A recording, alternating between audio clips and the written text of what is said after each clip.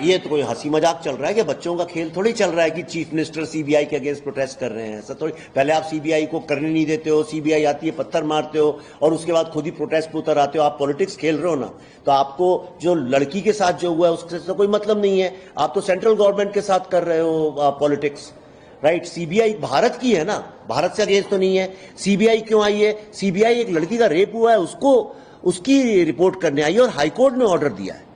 ऐसा नहीं है कि अपने मन से उठ के आ गई है। हाईकोर्ट तो बंगाल में ही है, कलकत्ता में ही है।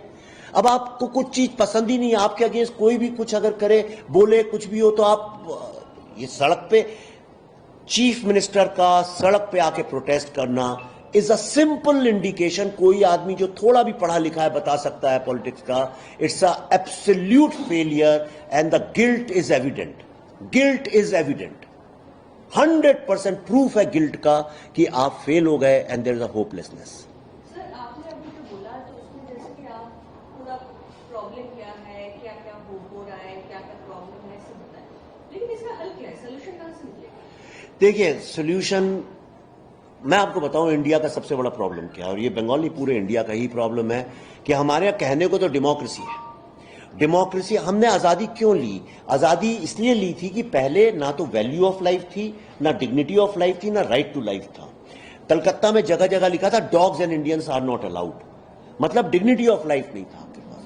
आजादी लेने का क्या, अगर अंग्रेज राज करते तो सड़कें बेटर नहीं होती या पानी बेटर नहीं होता, मेरे ख्याल से औरतें और भी ज्यादा सुरक्षित होती, हो सकता है ट्रेनें बेटर होती, करप्शन कम होता। लेकिन सिर्फ इसलिए ली कि हमें राइट टू लाइफ मिलेगा, जीने का अधिकार, अपनी तरह से अपनी आजादी से हम जैसे चाहे, और हर व्यक्ति सुरक्षित होगा। इस बात की गारंटी भारत सरकार, भारत की जुडिशरी, भारत की पुलिस और भारत के नेता पॉलिटिशियन जो चुन के आते हैं उनकी जिम्मेदारी होगी और किसी की नहीं।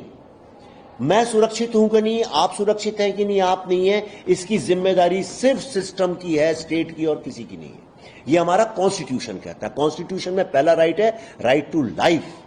पर आप मुझे बताइए, मुझसे जवाब देने की, क्या आपको लगता है आपको राइट टू लाइफ है? इस देश में महिलाएं नहीं, क्या आदमी को, मर्द को भी राइट टू लाइफ है? किसी सिटीजन को? कॉन्स्टिट्यूशन कहता है we the people, we the people यानी आप और मैं। ये बंगाल किसी की जागीर थोड़ी है, ये तो आपकी और मेरी जमीन है। वो हॉस्पिटल किसी का जागीर थोड़ी है, वो हॉस्पिटल तो हमारा है।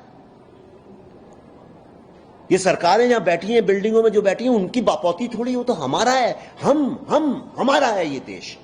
तो हमारे देश में हमारा राइट टू लाइफ अगर सरकार देने में फेल हो जाती है, कोई भी सरकार सेंट, और उसमें जुडिशरी भी फेल्ड है, इसमें गवर्नमेंट्स भी फेल्ड है, मेरा ऐसा मानना है कि कोई ऐसी आज तक ये सिस्टम हम नहीं क्रिएट कर पाए हैं जहां पे राइट टू लाइफ हो। और ये टोटल फेलियर जुडिशरी का है, इन्वेस्टिगेटिंग एजेंसीज का है, लॉ एंड ऑर्डर का है। इसीलिए आप देखिए पूरे भारत में लोगों का जुडिशरी से, लॉ एंड ऑर्डर से विश्वास हट गया है। इसीलिए हमारे यहां एक पैरेलल जस्टिस सिस्टम क्रिएट हो गया है जिसको कहते हैं पर्सनल जस्टिस सिस्टम। मतलब अगर आपका एक्सीडेंट हो गया तो आप वेट भी नहीं करेंगे पुलिस का, खुद उतरेंगे, जस्टिस कर लेंगे। आपके घर पे किसी ने कब्जा कर लिया, आप जुडिशरी में जाएंगे नहीं, वहीं मारपीट करके किसी अंडरवर्ल्ड के आदमी से उसको धमकी देके खाली करवाएंगे। आपका चेक बाउंस हो गया, आपके पैसे का प्रॉब्लम हो गया, तो आप नहीं जाते हैं लोग कोर्ट में। कौन जाए 15 साल मरने के लिए? ये जो लोग प्रोटेस्ट कर रहे हैं, झगड़ा हो रहा है, गुस्सा हो रहा है, इसका मतलब यह है कि जुडिशरी फेल हो गई है, इसलिए लोग सड़कों पे उतर आए। अगर जुडिशरी सक्सेसफुल होती, आपको राइट टू लाइफ होता, वैल्यू ऑफ लाइफ होता, डिग्निटी ऑफ लाइफ होता, तो लोग सड़कों पे क्यों आएंगे? देखिए, आज मैं 4-5 साल से रिसर्च कर रहा हूं यहां पे। सोहरावर्दी यहीं के चीफ मिनिस्टर थे, डायरेक्ट एक्शन डे भी हुआ यहां पे, सब माफिया उसमें इन्वॉल्व था, करेक्ट। पंचायत के जब इलेक्शन हुए थे तब इतना वायलेंस हुआ यहां पे, बाकी इंडिया में होता नहीं, सिर्फ बंगाल में इलेक्टोरल वायलेंस क्यों होता है? इलेक्शन के वक्त में क्यों होता है?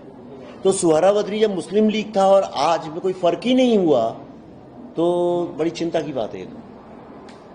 क्या आप कुछ सोच रहे बंगाल फाइल्स जैसे कुछ मूवीज? या अब मैं जो बना रहा हूं अभी तो उसका नाम दिल्ली फाइल्स रखा है, आगे देखते हैं उसका क्या है तो बंगाल के बारे में। अभी मैं बंगाल फाइल्स अगर बोलने लगूंगा तो मेरे को कोई घुसने भी नहीं देगा बंगाल में। आपकी चीफ मिनिस्टर ने तो पब्लिक में बोला था कि मेरे को बंगाल में घुसने नहीं देंगे वो, तो फिर मैंने उनको लीगल नोटिस भेजा कि ऐसा कैसे बोल सकते हैं कि इंडियन सिटीजन को आप अपने स्टेट में, करेक्ट। तो एनीवे, वो अलग बात है। मेरे को किसी पर्सन से मतलब नहीं है, और मैं इस केस में I think your government has failed. मैं ममता जी की बड़ी तारीफ भी करता हूं कई बारे में, जिस तरह से वो फाइट किया उनने कम्युनिस्ट को, सबको।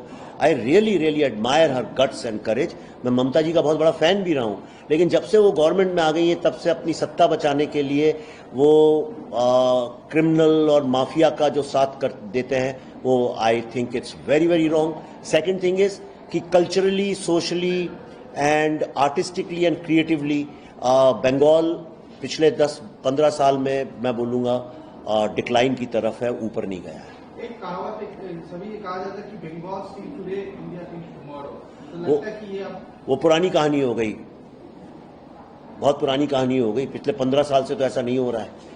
अगर Bengal thinks today and India thinks tomorrow, ये उस वक्त सही था जब यहाँ पे टैगोर और सत्यजीत रे और ऋत्विक घटक एंड एक से एक बड़े इंटेलेक्चुअल्स यहाँ पे रहा करते थे। करेक्ट। अब तो यहाँ से सारे इंटेलेक्चुअल्स और क्रिएटिव लोग भाग गए हैं यहाँ से छोड़ के। फिल्म इंडस्ट्री की बात करें सर, जैसे आप भी जुड़े हुए हैं, क्या लग रहा है कि यहाँ पे इंडस्ट्री, आप लोग जो फिल्म से जुड़े हुए लोग हैं, क्या यहाँ पे आके काम करने में आप लोगों को थोड़ा सा इजियर होता है? क्योंकि बंगाल से भी बहुत लोग हैं आर्टिस्ट। यहाँ तो बंगाल में शूटिंग करना इज इम्पॉसिबल, और मेरे जैसे लोगों के लिए जो पॉलिटिकल फिल्म बनाते हैं इट्स इम्पॉसिबल। मेरी लाइफ की गारंटी कौन लेगा? चलिए मैं आता हूँ, पूरी फिल्म यहाँ शूट करने को तैयार हूँ, अब मैं किसके पास जाऊँ? कौन मेरी लाइफ की गारंटी लेगा? Who will protect me? There is no protection. मैं जब जादवपुर यूनिवर्सिटी में अपनी फिल्म दिखाने आया था तो कैंपस के अंदर मेरा को अटैक करके मेरा कंधा तोड़ा गया था, मेरी गाड़ी पे अटैक कर दिया गया था। एक गरीब ड्राइवर को वहां पे उन लोगों ने किया, उसकी गाड़ी तोड़ दी पूरी, और उसके बाद पुलिस ने कोई एक्शन नहीं लिया, गवर्नमेंट ने कोई एक्शन नहीं लिया। तो I don't feel safe and protected. मैं पिछली बार यहाँ आया था, अभी कुछ ही महीने पहले मेरी बुक का लॉन्च था वो मॉल में, जो उनका गोयनका जी का, जो संजीव गोयनका जी का जो मॉल है बहुत बड़ा, तो वहां पे मेरे को लास्ट मिनट पे 5 बजे मेरे बुक का लॉन्च था, 4:30 बजे मुझे रोक दिया गया कि नहीं वो मुस्लिम एरिया में है, आप वहां नहीं जाओ, वहां पे लॉ एंड ऑर्डर डिस्टर्बेंस हो जाएगा। मुस्लिम एरिया में क्या मतलब है? यानी हिंदू एरिया मुस्लिम एरिया में इंडिया को डिवाइड करेंगे क्या? तो अगली बार मैं देख के फिर वहीं पे मुस्लिम लोग मुस्लिम एरिया में बुक लॉन्च करेंगे, हिंदू लोग हिंदू एरिया में करेंगे। तो मैंने पहली बार कैलकाटा में सुना, मैं तो बॉम्बे में रहता हूँ, दिल्ली में रहा हूँ, मैंने कभी नहीं सुना आज तक। फिर मेरे लड़के यहाँ पे आए थे अभी वीडियोस रिसर्च करने, वीडियो टीम आई थी 8-10 लोगों की, उनके ऊपर अटैक हो गया बेचारे। 2 दिन तक उनको पुलिस ने अंदर बंद कर दिया कि अब जाओ वापस, और कमरे में होटल में अरेस्ट कर दिया, उनको बंद कर दिया अंदर।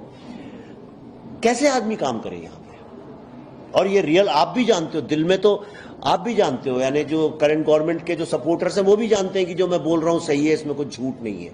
कौन सा आप बताइए, यहाँ इंडस्ट्री क्यों नहीं आती? कोई बिजनेस यहाँ क्यों नहीं लगाता? कोई यहाँ पे रिजॉर्ट क्यों नहीं बनाता? कोई यहाँ अपना सेकंड होम क्यों नहीं बनाता? आज मैं सोचता हूँ चलो एक सेकंड होम कहीं इन्वेस्ट करते हैं पैसा, बेंगलोर में करें, हैदराबाद में करो, चेन्नई करो, गोवा करो, कहीं भी करो, लेकिन 2 जगह पे कोई नहीं करता, कश्मीर में और बंगाल में। आप खुद सोचो ना, मैं क्या बोलूँ उसमें। भाई आप ये देखिए कि एक आज ही मैं पेपर में पढ़ रहा था सुबह की टीएमसी, यही लोकल पेपर में ही पढ़ रहा था, टेलीग्राफ और कहीं पे याद नहीं आ रहा है, तो टीएमसी की मेंबर ऑफ पार्लियामेंट अभी है कि नहीं है मुझे पता नहीं है, करेक्ट कर दीजिए, कोई मिमी नाम से ना है, अभी है वो, लास्ट सेशन में था, तो उसने भी प्रोटेस्ट किया है। वो तो टीएमसी की है मेंबर ऑफ पार्लियामेंट, उसने प्रोटेस्ट किया, उसी को रेप थ्रेट्स दे दिया लोगों ने उठा के। तो अभी आप बताइए ऐसे में क्या किया जाए? अभी कोई क्या बोले इसमें? So if that's okay then thank you very much, नमस्ते। मैं यहाँ हूँ 5-10 मिनट, किसी को बात करना हो कर सकते।